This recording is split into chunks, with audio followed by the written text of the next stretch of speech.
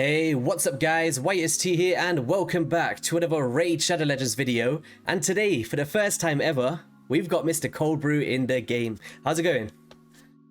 Hey dude, I'm doing great, similar to you, I'm just melting from the heat, but the heat here is not like a one-time thing. It's always in Cyprus.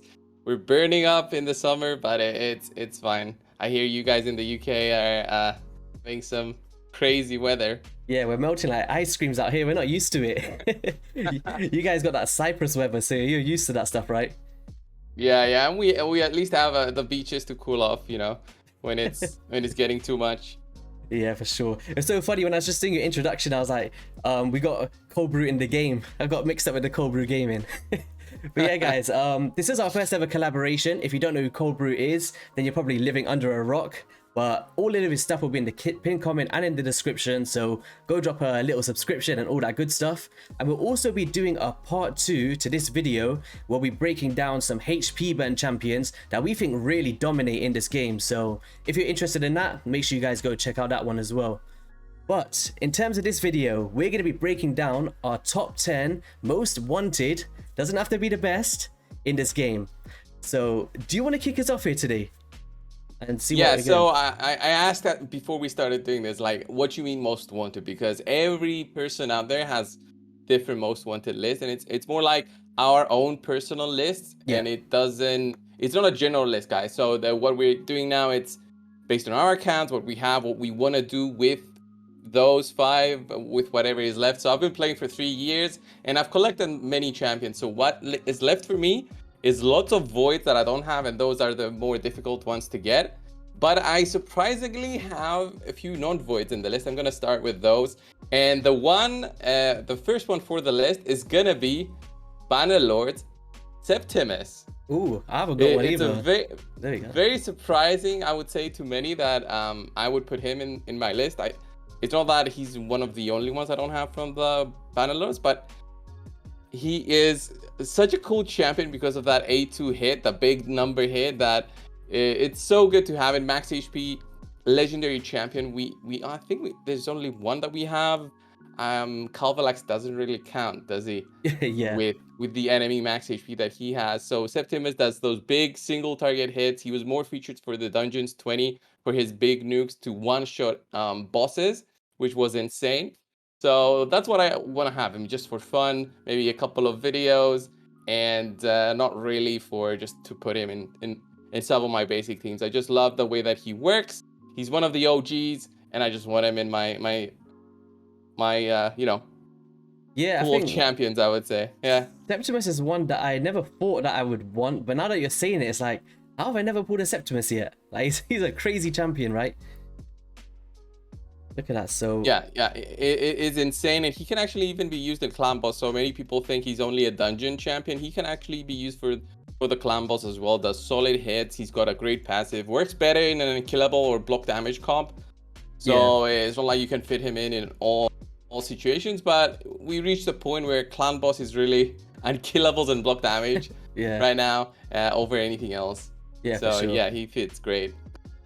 Alright, so I guess I'll just head into my first one as well, and don't have a laugh at my barbarians. It's looking bleak.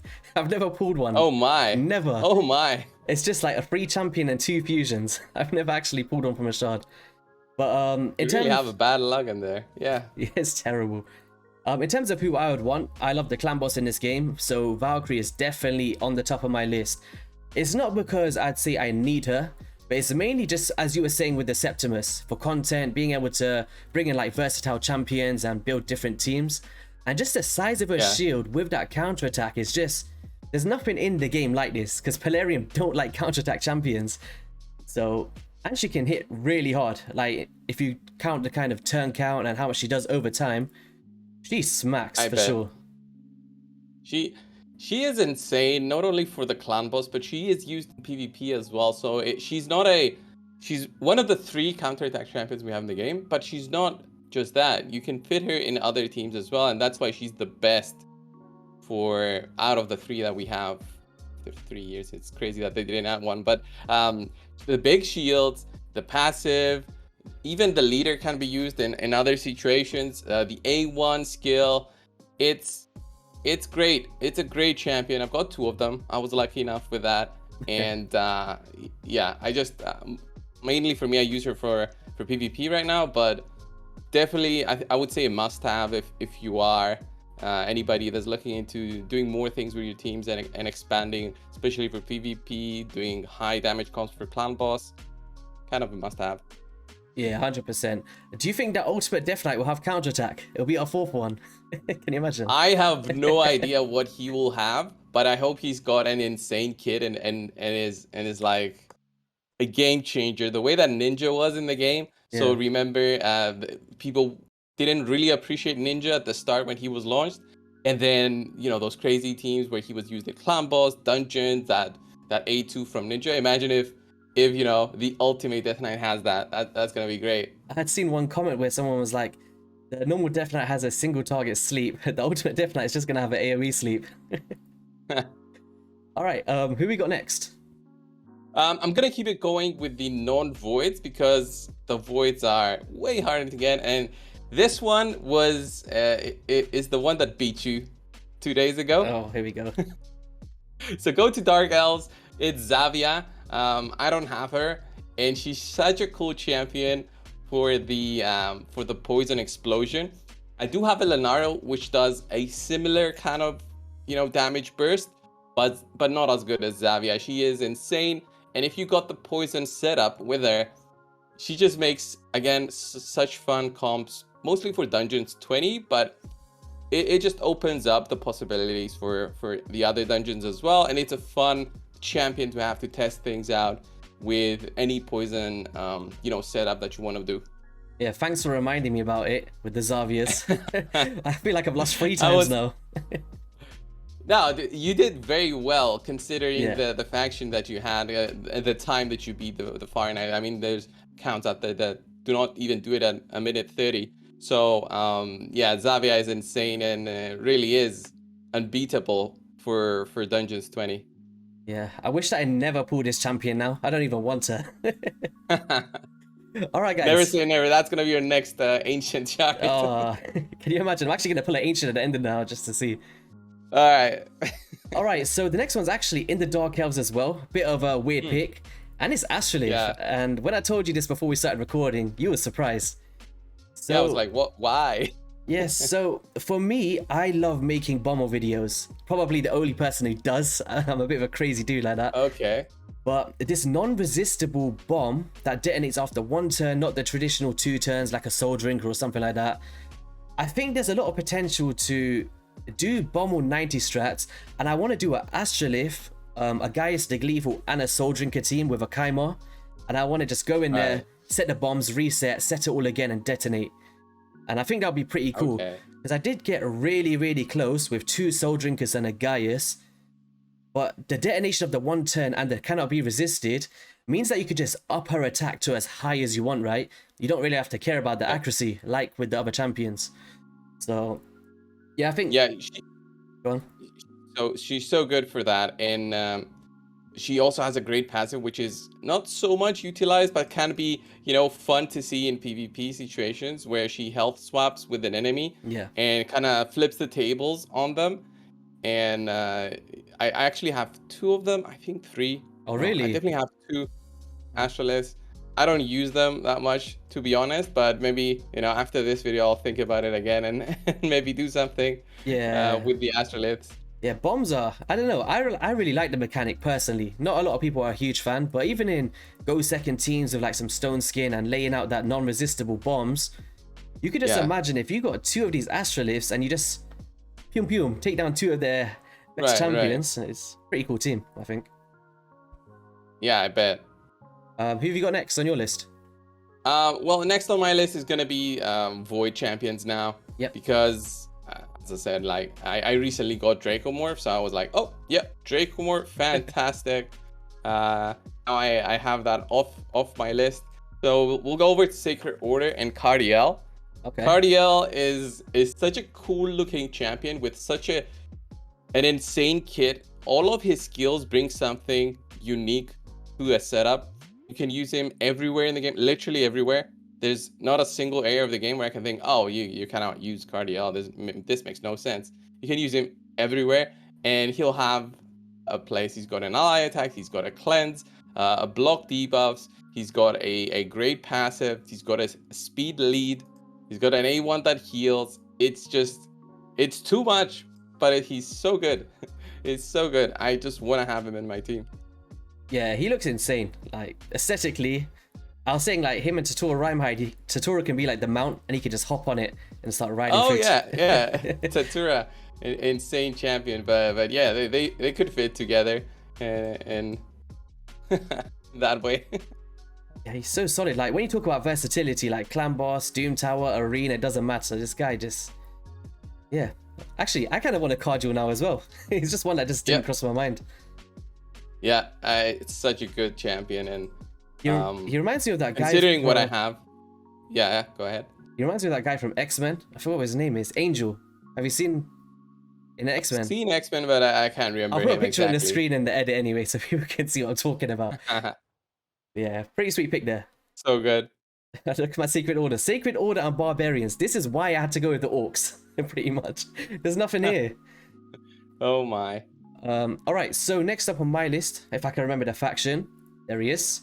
It's Cavallax, who was actually created from one of the community, right? Through like an event. Yep.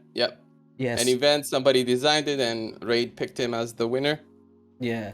So I think for me personally, there's two types of people in this game, considering you've got Seer and Poison Explosion. And I feel like people go down one avenue just from like what they like. Who do you use? Do you Seer or do you use Poison Explosion? Yeah.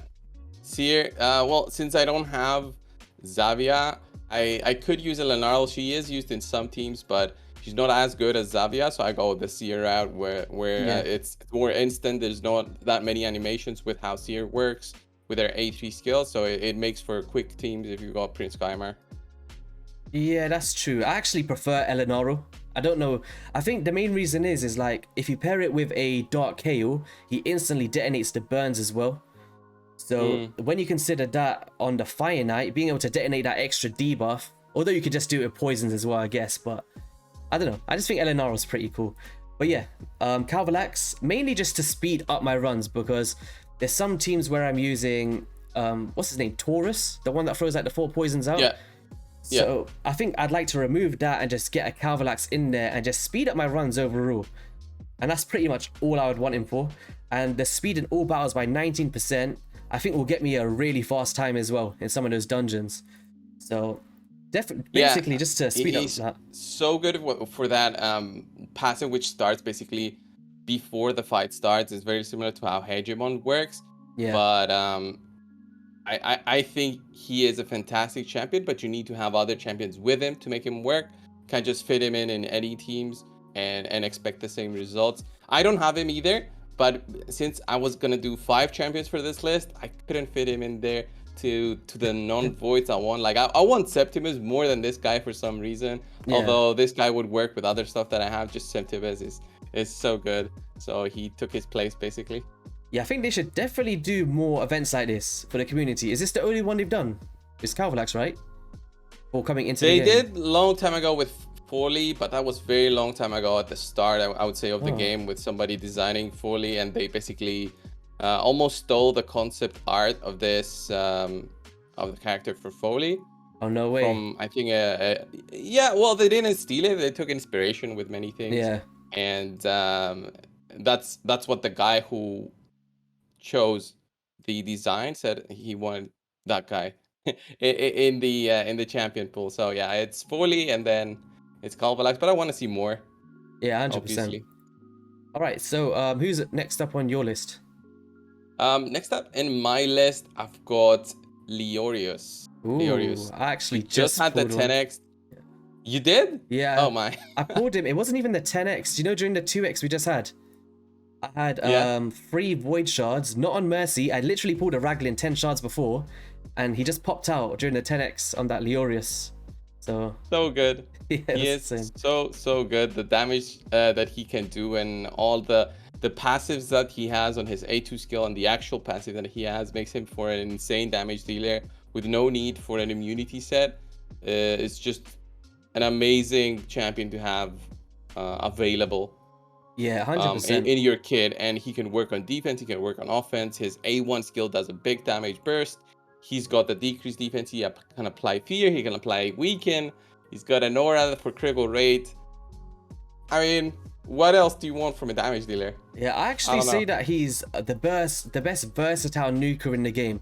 Not in terms of like raw damage like a Trunda, but just for like that safety feature. Whenever you go into the arena, 9 times out of 10, you avoid so you're not getting those weak hits.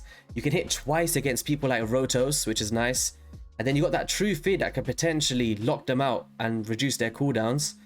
And even his passive, like when his damage increases, you pretty much get double the damage if he's at 0% HP, which is crazy, I think. Yeah, so if you don't manage to take out his unkillable, he's gonna come back and kill you if you don't have a way to protect from that big burst. If you don't crowd control him in any way, and he's at one health with a turn ready to go, and he's got the skills not on cooldown, then good night. That's what happens. Yeah, he would have definitely been on my list if I didn't pull him, 100%. I never thought I'd get him, to be honest. This guy's solid. All right, who did I have on my list next? I think it's, Nekhret. There he is. I'm not sure how... The one I have also on my list, so we'll share this one, I guess. We'll share this one. I think with Nekhret, it's like, for the longest time ever, I wasn't interested in Arena, personally. I was just kind of doing it for my gold medals, and I'm more of like a PvE theory crafting. Like, that's where I get my enjoyment. Right. But nowadays, it's like, I kind of want to get into the Arena, and I feel like having a Nekhret on your account definitely unlocks like a much higher tier for your capabilities, right? Yeah. He unlocks defensive but offensive teams in the same way, because he protects your damage dealer, the champion in your team, the lowest health, he protects him with the ally protection and all those block debuffs and all those buffs, and so good to have him and just don't even care on how like if he needs to get a turn, he doesn't even need to get a turn to give that passive to the champion. And it's a great way to go away from the immunity gear from your damage dealer. Just put them in Savage and Cruel and just see the big numbers, because they still have a lot of protection from Nekhret. And yeah, you've seen how good he was for Scratch's Arena team. Oh yeah, he wrecked. Oh, Squidabist. How do you think that's gonna go anyway? It's going on later on today, right? It's gonna be crazy. I have no idea how the teams will go, because it will be like a live showcase of a Hydra team. So I just want to see some good teams throughout, and it's always, I would say, about the theory behind it and how everybody works out their teams rather than the end result, I would say. Yeah. So did you have any more honorable mentions? I knew that this was going to be your last one on the list, right? Did you have anyone else you just wanted to throw in as your fifth, maybe? As my fifth, like in the sense of something that I don't have, but I would wanna just to have, but not necessarily in my top 5. It's not even gonna be like of those crazy champions available, but I wanna have. Let me just go over to Ogryn tribes. I wanna get Big Gun. Okay, Oh, yeah. He is such a cool champion. He hits so hard. Not as hard as so many of the newer champions we have, but he's so good. I always remember that I wanted him for farming Nightmare campaign. Way back when it was first released, he was the first one to actually be able to clear it, at least showcase to be able to clear it. And does some good damage. He's gonna also help my Ogryn tribes do some faster times for the faction wars. So that's gonna be, I guess, like a nice pull if I ever get him, but definitely not in my top 5. Yeah, I even say personally, I think he's better than Herndig for the Dark Fae. Loads of people don't. Right. I can see why Herndig could be better, but this ability here to drop the turn meter and also place the decreased speed on that first turn, if you speed tune it correctly, like that is so true. Actually, the decreased speed, the decreased turn meter, that is actually, and he can do some good damage. He can help to kill your team. Yeah. Kill, for Dark Fae. Yeah, that's actually not a bad. Yeah, and then he's got the decreased accuracy and the stun as well. So when the Dark Fae throws those debuffs back at you, if you got that, if you just build him for like good damage, 100% crit rate, but up his accuracy as well, he's so good. Like on the stage 120, he's in my speed farm team. That's like my first champion that goes. I like it. So yeah, he's Yeah, a this solid is why one. I want to get all the champions in the game, just to be able to do anything that I want if I want to try for teams for videos. But it's Raid is not the game where you collect everything. It's impossible. Just when you feel like you're near, then like another 50 come out in the next patch. Yeah. All right, so to wrap up with my last champion is actually going to be Lady Kimi. I did have the she had a guaranteed event, right? I believe so. Is it Sacreds or Ancients? I'm surprised. Yeah, I think at the time it just came off like a Genzin guaranteed, and then she came very close after that, and I was just dry for shards, and I was like, nope, I'm not spending for this. I'm not doing it. But I think You regret it? I regret it, yeah. But Genzin, I prefer to have him anyway. Of course. But yeah, pretty much I've heard the decreased speed, decreased accuracy, the block buffs, the increased speeds. I just think she's like a really solid control champion for the Doom Tower is where I would use her. Right. Even that speed aura, 30%. Like there's loads of those ways where you have like Valkyries or Michalles just to kind of lock them out, block their buffs, keep everyone going. And because I don't, even though I pulled a seer, I still don't use one for Doom Tower because I'm so used to not using her. So yeah, I'd love to have a Lady Kimi. I've got a Lady Kimi, and I'm very happy that I have her. She opens up lots of possibilities for teams again. I don't use her so much for PvP because well, I took like some time off from PvP, and the theory crafting and the gear requirement to actually compete in the top 500 right now, it's a bit too much. But she definitely helps, not only for that, but for Hydra, she's very good for dungeons. Yeah, basically the Doom Tower more than anything else because of that great aura that she has. If you're feeling slow, you need to beat that specific stage. Sometimes the stage like 114 in almost all rotations has something tricky in there. 104, those have very high speeds, and she helps a lot with that. And if you got her fast enough, she brings down the thermometer. She can help lock out some of the teams, and overall a great champion. Even that base speed at 115 is crazy. That's up there with the high. Wait, who is the highest? Can you recall it? I can't recall it, but I know that there's like Sifi with 114. I think there might be another one that's higher. Chosen pretty much remembers them, but I don't. I can't keep track of all of them. And so what we're gonna do to wrap up this video, I'm just gonna put your favorite champion on the screen. Thanks so much for coming on the channel. First ever collaboration. Anything you want to say here before we wrap things up? Yeah, no, it was great coming over to your channel, man. It's nice discussing Raid with all the creators out there, and it was the time to do it. Yeah, 100%. With all the faction game stuff, I was like, I didn't even get to compete against ColdBrew. Let's at least get him on the channel, man. It would have been more fun if we had like a way to compete with everyone, but the way that the fights, the competition was, it wasn't possible to compete with every single creator. I guess room for thought for the next one. It could be like you can't face the same person twice, maybe. I'm not sure how possible that is, but be a cool take on it, because I just had to go in knowing I need to push for second place because of Xavier. It's like I knew Smiley was coming, so it would have been pretty cool to not face Smiley second time. Pretty much. But yeah, all of ColdBrew stuff is going to be in the description, guys, and in the pinned comment. Make sure you drop a subscription and come and tune in tonight if you watch this video whenever it goes out, possibly today, for the finale of the faction games. Team Screnubis, Team CSI, let us know who you're backing, and I'll catch you guys on the next one. Peace.